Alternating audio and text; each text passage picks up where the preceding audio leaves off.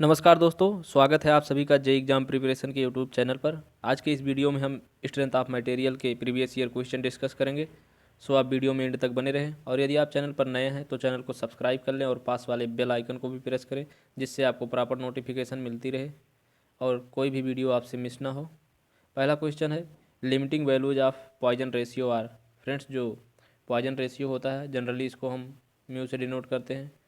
Mu equal to होता है lateral strain अपान longitudinal strain. और इंजीनियरिंग मटेरियल के केस में जो पॉइजन रेशियो होता है इसका मान हमेशा पॉजिटिव होता है और इसकी जो वैल्यू होती है 0 से 0.5 होती है। ऑप्शन डी करेक्ट हो जाएगा। 0 वैल्यू जो होती है वो कार्क के लिए और 0.5 वैल्यू जो होती है वो रबर के लिए होती है। और ह्यूमन टिश्यू के में जो पॉइजन रेशियो का मान होता है वो -1 होता है, क्योंकि जब चोट लगती है तो चोट लगने के से जो उसमें स्ट्रेन होता है वो सभी दिशाओं में समान रूप से होता है, तो वहाँ पे पॉइजन रेशियो का मान निगेटिव होता है। नेक्स्ट क्वेश्चन है, proof resilience is the maximum energy stored at limit of proportionality, elastic limit, plastic limit, none of these.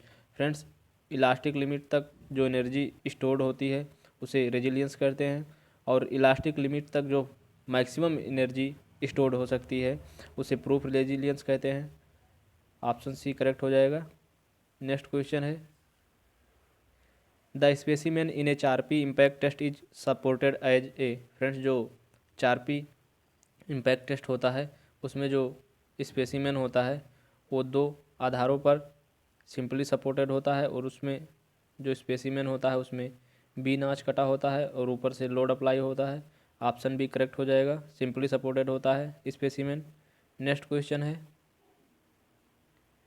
a square block is subjected to a state of simple shear. The linear strain of the diagonal shall be equal to 2 times the shear strain, half the shear strain, 1/4 the shear strain। Friends, जो linear strain होता है जिसको हम epsilon से denote करते हैं, ये shear strain को यदि गामा से डिनोट करें, गामा बाई 2 के बराबर होता है, तो ऑप्शन सी करेक्ट हो जाएगा, half the shear strain. Next question है, the relation between Young modulus E and modulus of rigidity N is given by. Friends, E और मॉडुलस ऑफ रिजिडिटी एन में जो रिलेशन होता है वो E equal to 2n 1 plus mu होता है, तो ऑप्शन सी करेक्ट हो जाएगा। नेक्स्ट क्वेश्चन है friend, if P is the tensile stress in a rectangular bar of length L width B and thickness D, the volumetric strain is given as. Friends, जो volumetric strain जिसको हम अपसैलन B से denote करते हैं, ये epsilon X plus epsilon Y plus epsilon Z के summation के बराबर होता है। यदि किसी भी मटेरियल पर लोड तीनों इस तरीके से, ये एक्स डायरेक्शन, ये वाई, ये जेड हो और लॉन्गिट्यूडनल जो स्ट्रेन हो सिग्मा अपान ई हो, तो जो लेटरल स्ट्रेन होगा वो माइनस म्यू सिग्मा अपान ई होगा। इस साइड में भी माइनस म्यू सिग्मा अपान ई हो जाएगा। सेम जब लोडिंग जो स्ट्रेस है पी है, तो यहाँ पे जो वैल्यू हो जाएगी वो पी अपान ई हो जाएगी। तो जो वैल्यूमेट्रिक स्ट्रेन हो जाएगा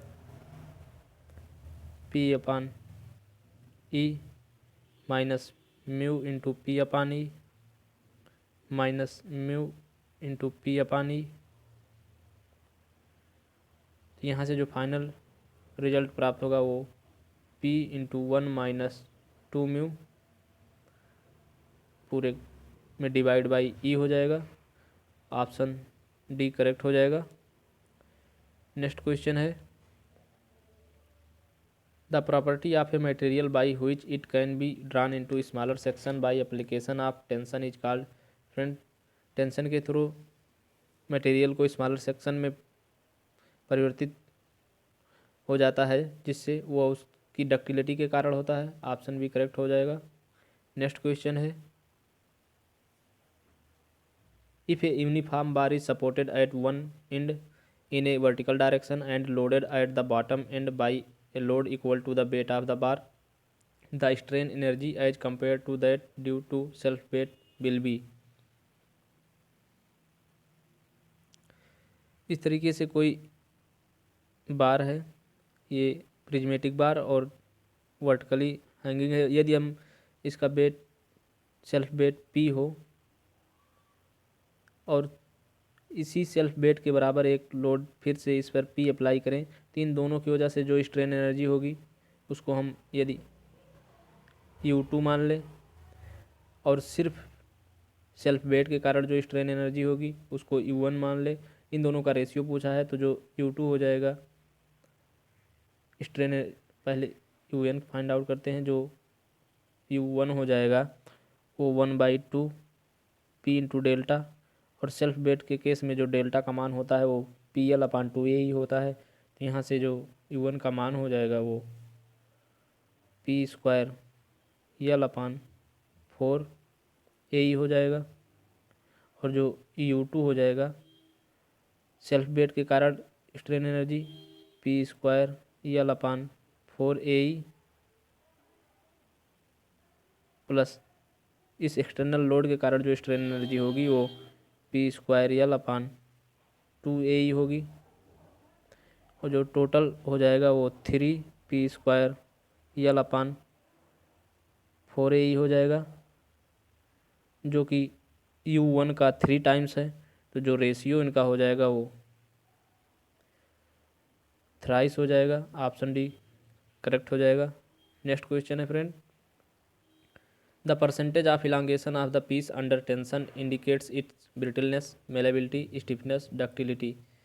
फ्रेंड्स, टेंशन के अंडर जो परसेंटेज इलांगेशन होता है वो डक्टिलिटी को चेक करता है। ऑप्शन डी करेक्ट हो जाएगा। मेलेबिलिटी मटेरियल की वह प्रॉपर्टी होती है जिसके थ्रू हम उसको पतली चादर में कन्वर्ट कर सकते हैं। स्टिफनेस जो होता है वो लोड पर यूनिट डिफॉर्मेशन के बराबर होता है। ब्रिटलनेस किसी भी मटेरियल की वह प्रॉपर्टी होती है जिसमें वो बहुत ही कम स्ट्रेन पर फेल हो जाता है। नेक्स्ट क्वेश्चन है,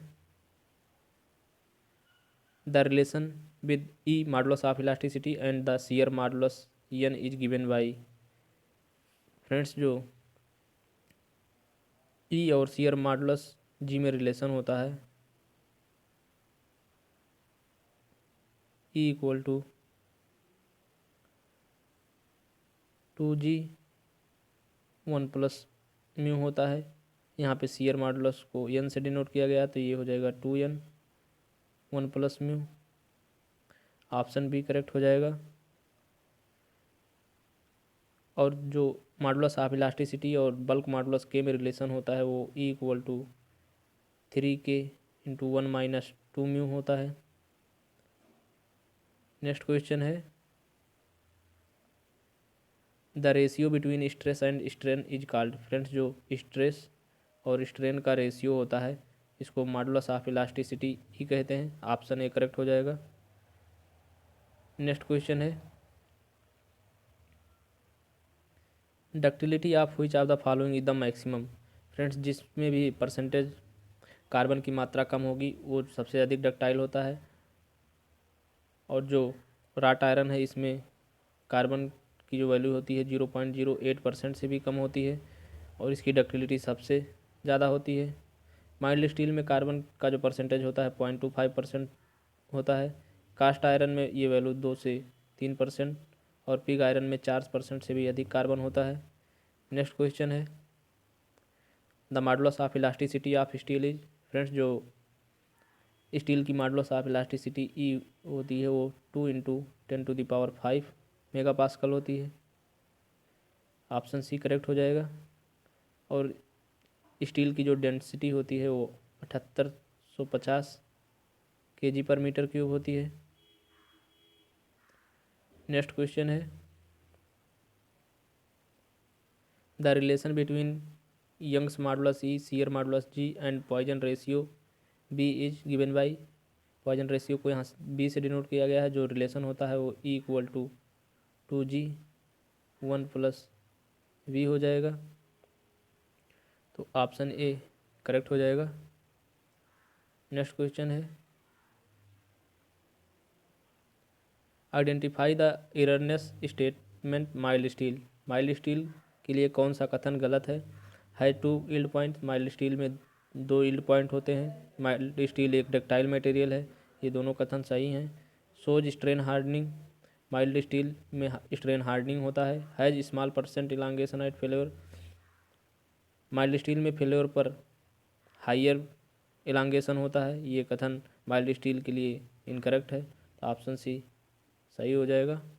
नेक्स्ट क्वेश्चन है, ए material is called ductile if it has little plastic elongation range, has long plastic elongation range, could be hammered into a very thin sheet, shows large elastic strain.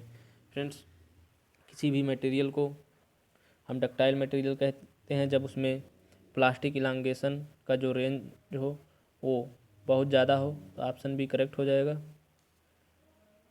Next question है, Poisson ratio is defined as. Friends, जो Poisson ratio mu होता है वो minus lateral strain upon longitudinal strain का ratio होता है। Option B correct हो जाएगा। नेक्स्ट क्वेश्चन है, modulus of rigidity is expressed as. Friends, जो मॉडुलस ऑफ रिजिडिटी या शियर मॉडुलस होता है इसको हम जी से डिनोट करते हैं, और जी इक्वल टू होता है shear stress upon shear strain होता है। ऑप्शन सी करेक्ट हो जाएगा। नेक्स्ट क्वेश्चन है, the ratio of normal stress to volumetric strain is defined as. Friends, जो नॉर्मल स्ट्रेस और बैलोमेट्रिक स्ट्रेन का रेशियो होता है इसको बल्क मॉडुलस कहते हैं। बल्क मॉडुलस को हम के से डिनोट करते हैं। ऑप्शन बी करेक्ट होगा। नेक्स्ट क्वेश्चन है, reaction at support A is. Friends, A पर रिएक्शन फाइंड आउट करने के लिए हम बी पर मोमेंट ले लेंगे। तो जो यहाँ से ए और 20 किलो न्यूटन ये भी अपवर्ड डायरेक्शन में है, दोनों की डायरेक्शन सेम है, तो यहाँ से जो R A into 100 plus 20 into 200 equal to 0 हो जाएगा। इसको हम अपर साइड में कंसीडर कर रहे हैं। यदि इसकी वैल्यू अपर साइड में होगी तो आर ए की वैल्यू पॉजिटिव आएगी, अदरवाइज इसकी वैल्यू निगेटिव आएगी, तो ये रिएक्शन जो होगा वो डायरेक्ट डाउनवर्ड डायरेक्शन में होगा। तो यहाँ से जो आर ए की वैल्यू आ जाएगी, जब ये 100 से कैंसिल हो जाएगा, -40 किलो न्यूटन आएगा। जो वैल्यू है वो माइनस आ रही है, इसका मतलब जो आर ए पे रिएक्शन है वो डाउनवर्ड डायरेक्शन में है 40 kilo newton. Option A correct हो जाएगा। Next question friend, the ability of material to absorb strain energy till the elastic limit is known as. Friends, किसी भी मटेरियल के इलास्टिक लिमिट तक एनर्जी स्टोर करने की एबिलिटी को रेजिलियंस कहते हैं। ऑप्शन ए करेक्ट हो जाएगा। जबकि किसी भी मटेरियल के एनर्जी स्टोर करने की फ्रैक्चर लिमिट तक जो कैपेसिटी होती है उसे टफनेस कहते हैं। नेक्स्ट क्वेश्चन फ्रेंड,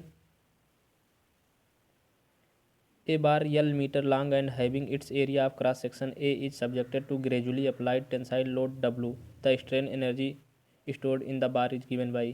फ्रेंड्स, जो ग्रेजुअली अप्लाइड लोड होता है इसको इसके मैक्सिमम वैल्यू से शो किया जाता है।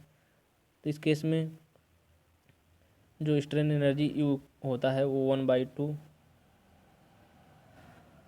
पी इंटू डेल्टा होता है। तो यहाँ पे पी जो है लोड W है, तो स्ट्रेन एनर्जी जो हो जाएगी वो 1/2 W इंटू जो डेल्टा का मान होगा वो PL/A या WL/A के बराबर हो जाएगा। ये वैल्यू जो हो जाएगी W² L/2A हो जाएगी। ऑप्शन बी करेक्ट हो जाएगा। नेक्स्ट क्वेश्चन है, Hooke's law is valid up to limit of proportionality, ultimate point, elastic limit, yield point. Friends, यदि ऑप्शन में इलास्टिक लिमिट और प्रोपोर्शनल लिमिट दोनों हो तो हमको लिमिट ऑफ प्रोपोर्शनल चूज करना है। ऑप्शन ए इस केस में करेक्ट हो जाएगा। यदि लिमिट ऑफ प्रोपोर्शनलिटी ऑप्शन में नहीं होगा तो इलास्टिक लिमिट चूज किया जाएगा। Next question,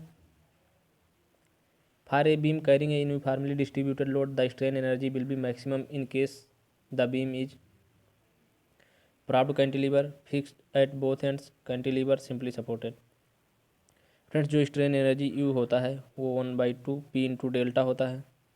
uniformly distributed load के केस में सबसे ज़्यादा डेल्टा का मान कैंटिलीवर के केस में प्राप्त होगा, तो स्ट्रेन एनर्जी भी कैंटिलीवर के केस में अधिक होगी, तो ऑप्शन सी करेक्ट हो जाएगा। नेक्स्ट क्वेश्चन है friend,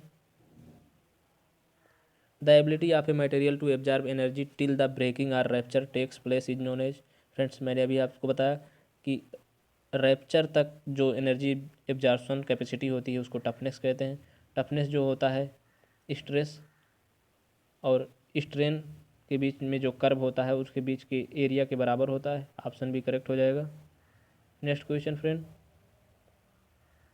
which of the following is a dimensionless quantity. Friends जो स्ट्रेन होता है ये डेल्टा यल अपान यल होता है, इसकी कोई भी यूनिट नहीं होती, ऑप्शन सी करेक्ट हो जाएगा। शियर फोर्स की यूनिट न्यूटन, स्ट्रेस की जो यूनिट होती है न्यूटन पर M square, modulus of elasticity की भी यूनिट न्यूटन पर एम स्क्वायर होती है।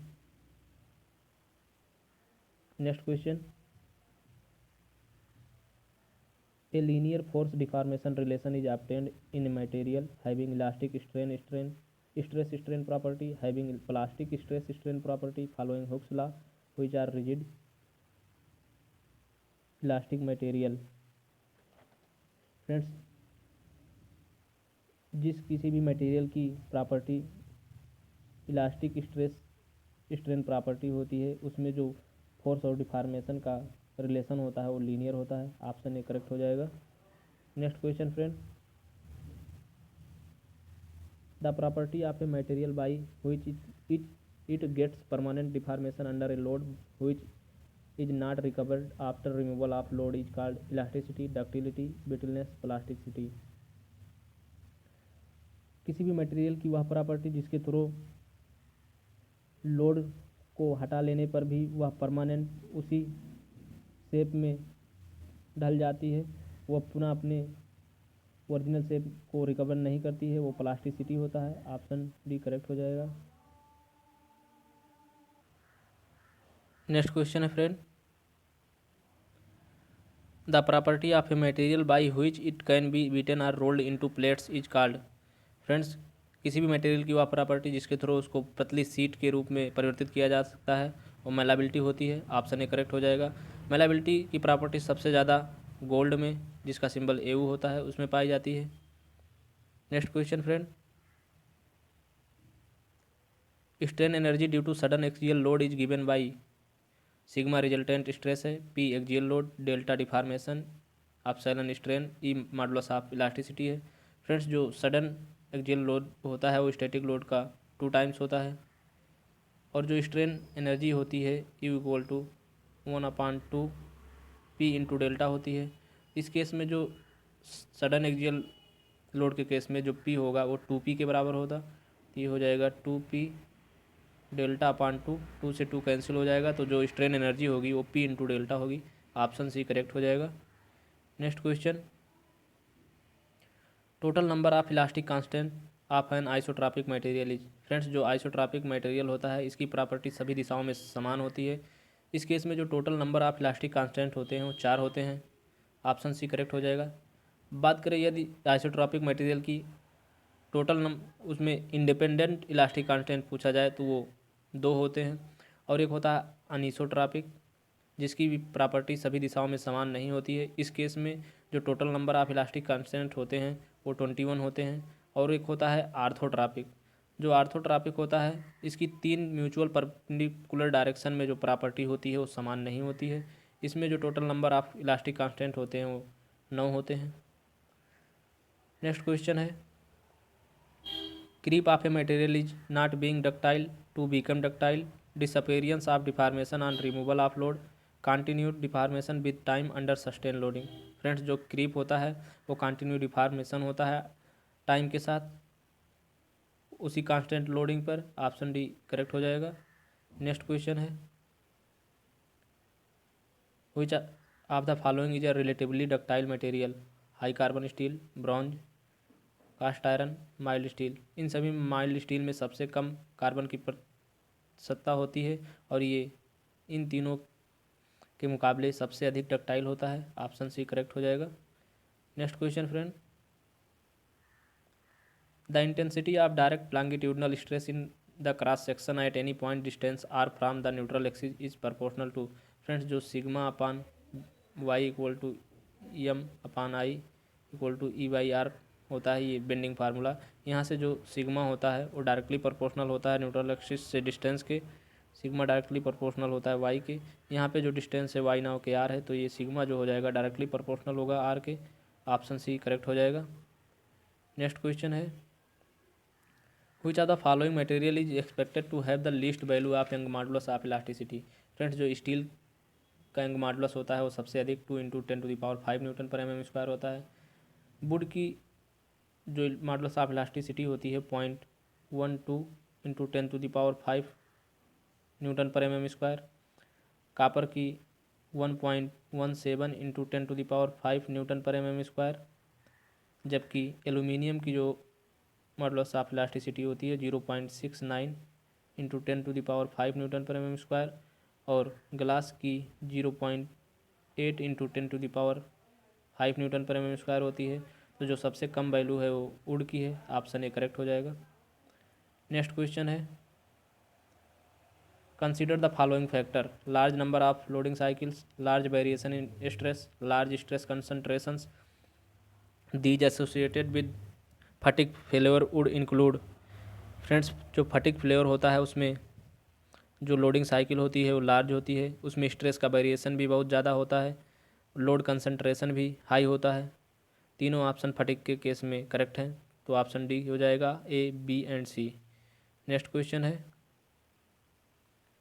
The ratio of Young modulus to modulus of rigidity for a material having Poisson ratio 0.2 is.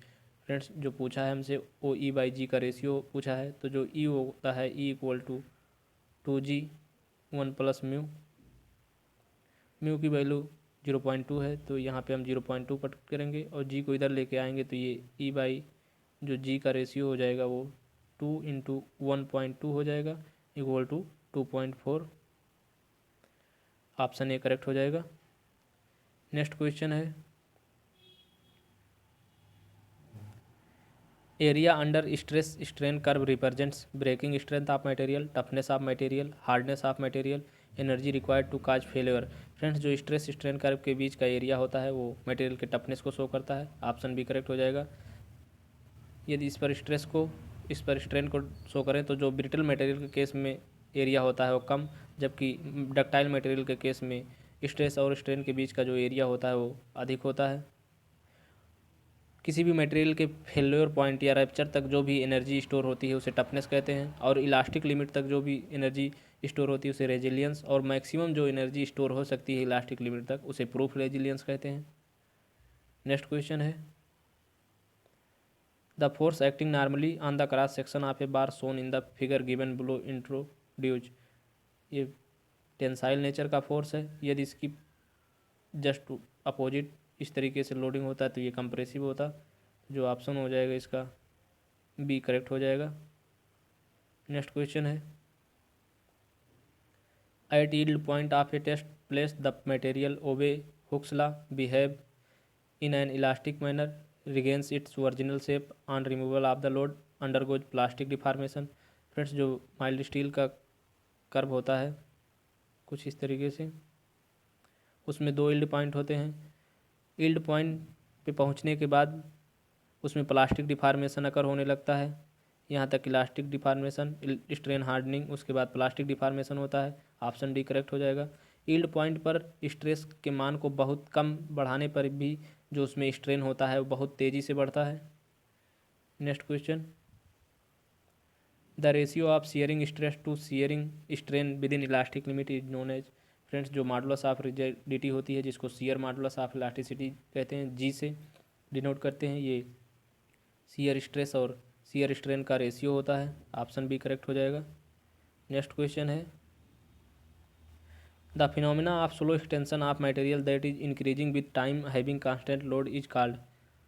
Friends किसी भी मटेरियल में यदि कोई कांस्टेंट लोड लगा हो और टाइम के साथ उसी कांस्टेंट लोड से जो डिफॉर्मेशन हो धीरे धीरे अकर होता है उसे क्रीपिंग कहते हैं। ऑप्शन ए करेक्ट हो जाएगा। क्रीपिंग की जो वैल्यू होती है जैसे जैसे एज ऑफ लोडिंग बढ़ती है वो क्रीपिंग की वैल्यू घटती चली जाती है। नेक्स्ट क्वेश्चन है the stress eight which extension of a material takes place more quickly as compared to the increase in load is called as। Friends जो टेंशन टेस्ट होता है यील्ड पॉइंट पे स्ट्रेस को बहुत कम बढ़ाने पर या उसको कांस्टेंट रखने पर भी जो स्ट्रेन होता है वो बहुत तेज़ी से बढ़ता है यील्डिंग पॉइंट पे, तो ऑप्शन डी करेक्ट हो जाएगा। नेक्स्ट क्वेश्चन है in a tensile test when the material is stressed beyond elastic limit the tensile strain as compare to the stress. Friends जब मटेरियल को इलास्टिक लिमिट के beyond stress किया जाता है, वो मतलब यील्ड पॉइंट तक उसको स्ट्रेच कर दिया जाता है, तो उस केस में जो टेंसाइल स्ट्रेन होता है वो बहुत ही तेज़ी से बढ़ता है। ऑप्शन डी करेक्ट हो जाएगा। नेक्स्ट क्वेश्चन है in compression test the fracture in cast iron specimen would occur along the axis of load, occur along the oblique plane, occur at right angle to the axis of specimen, not occur. Friends यदि बात करें tensile failure की brittle material की, brittle material जो होता है tensile test में ये अपने एक्सिस के राइट एंगल पे फेल करता है, परंतु कंप्रेशन टेस्ट में जब इस पर दोनों साइड से कंप्रेसर फोर्स अप्लाई किया जाता है तो ये ऑब्लिक प्लेन पर फेल करता है। ऑप्शन बी करेक्ट हो जाएगा। नेक्स्ट क्वेश्चन है the maximum frictional force which comes into play when a body just begin to slide over the surface of the other body is known as static friction, limiting friction, dynamic friction, coefficient of friction। यदि earth surface पर कोई body contact में हो तो उस case में rest के case में जो फ्रिक्शन दोनों के बीच कार्य करेगा उसे स्टैटिक फ्रिक्शन, यदि रिलेटिव मोशन हो दोनों के बीच में तो उसे डायनामिक फ्रिक्शन होगा। और जैसे ही कोई जो बॉडी अर्थ सरफेस पर रखी हो ये just begin to start move करने वाली हो, उस केस में जो फ्रिक्शन होता है वो सबसे अधिक होता है, जिसको हम लिमिटिंग फ्रिक्शन कहते हैं। ऑप्शन बी करेक्ट हो जाएगा। नेक्स्ट क्वेश्चन है the strain energy of a beam is independent of shear force in the beam, independent of bending movement in the beam, same as potential energy, none of these. Friends जो strain energy होता है वो shear force bending movement पर depend करता है और ये potential energy के बराबर नहीं होता है, क्योंकि जो स्ट्रेन एनर्जी यू होता है वो integration of P square D X upon 2 EI या यू इक्वल टू होता है integration of M square D X upon 2 EI के बराबर होता है। ये बेंडिंग मूवमेंट शियर फोर्स दोनों पे डिपेंड करता है। इस केस में जो करेक्ट हो जाएगा option D none of these हो जाएगा। नेक्स्ट क्वेश्चन है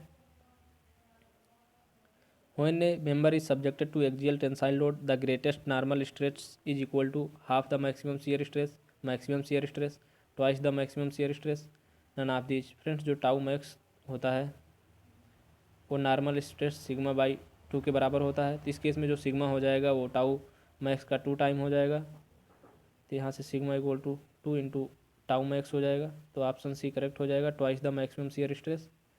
नेक्स्ट क्वेश्चन है in a composite system subjected to temperature rise and with ends constrained to remain together the component having lower value of coefficient of linear expansion will experience tensile stress, compressive stress, tensile or compressive stress depending upon the loading, zero values of stress। यदि दो material से different material से बने उनको composite section बनाया जाए और उनका इंड रिस्ट्रेंड हो, इसका वैल्यू अल्फ़ा 1 की अल्फ़ा 2 हो। यदि अल्फ़ा 1 ज़्यादा हो अल्फ़ा 2 के तुलना में तो जब इसमें टेम्परेचर राइज करेंगे तो ये ज़्यादा एक्सपेंड करेगी और इस पर अल्फ़ा जिसका ज़्यादा होगा उस पर कंप्रेसिव नेचर का स्ट्रेस जनरेट होगा और जिसका अल्फ़ा कम होगा उस पर टेंसाइल नेचर का कंप्रेस स्ट्रेस जनरेट होगा। तो इस केस में जो ऑप्शन ए हो जाएगा वो करेक्ट हो जाएगा।